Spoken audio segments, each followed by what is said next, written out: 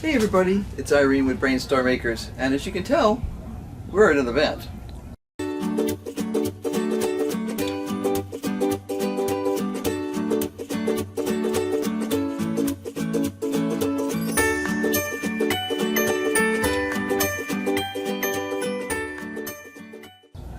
So, this morning, I'm wearing Roman. Now, how do you know it's Roman? Well, it's what they call a tunica. Short sleeve tunic. Just very super plain. A belt here. You don't have to wear a belt, although it's a nice accessory. And then whatever kind of jewelry you want to wear. It's the lightest linen that I own, and the reason is because it's been warm. One of the disadvantages of outside events sometimes. But since we're at an event, I thought we'd show you a little bit of what the shop looks like and let you see a few things that you saw me actually working on the other day in the studio and how they turned out. So one of the things I cast last week before last, I don't know, it all sort of blends after a while, is some Viking keys. And here they are, all ready to go out the door. But I did the angle keys. I also sell two other kinds of keys. I sell this little guy, who's very cute,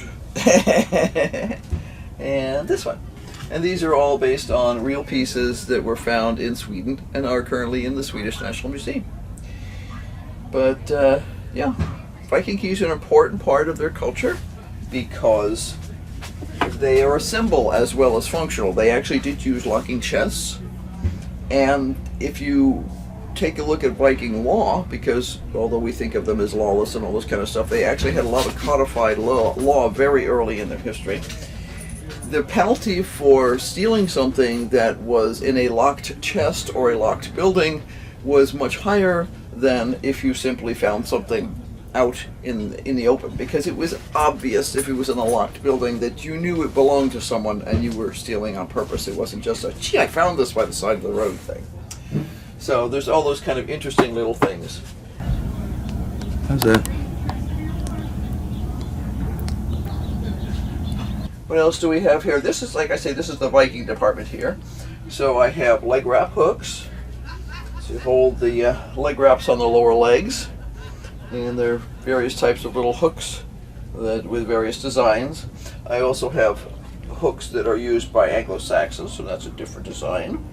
These are also Anglo-Saxon, very different designs than the Vikings.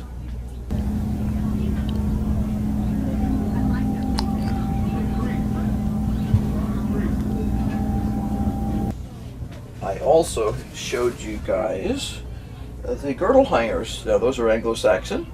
And those are the Anglo-Saxon symbol for a married woman, whereas female head of household for the Vikings is a key. So it's interesting to see the different groups and how they would show to the average stranger on the street who was married and who wasn't, or female head of household. I'm already taken, don't try it, but that sort of thing. So the Vikings would have used a key, the Anglo-Saxons would have used a girdle hanger. And there's lots of little tidbits like that around here.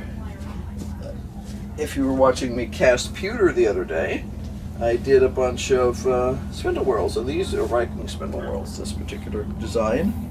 And I cast a stack of those, big stack of those. Glad I did. They sold well. But I do different sizes. I have 4 different sizes. I have itty bitty guys. And these are all originally found in Great Britain. I have itty bitty guys. Have the Viking, which is sort of a slightly larger, and I have these guys, which are bigger again, and then I have these guys, which are just really hefty.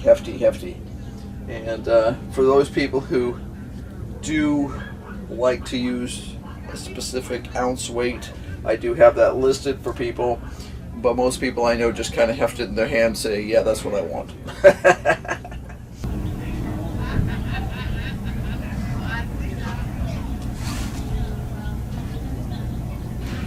So we're getting ready to open up this morning, and we've been dusting a little bit, and just thought we'd show you a little bit of what was here.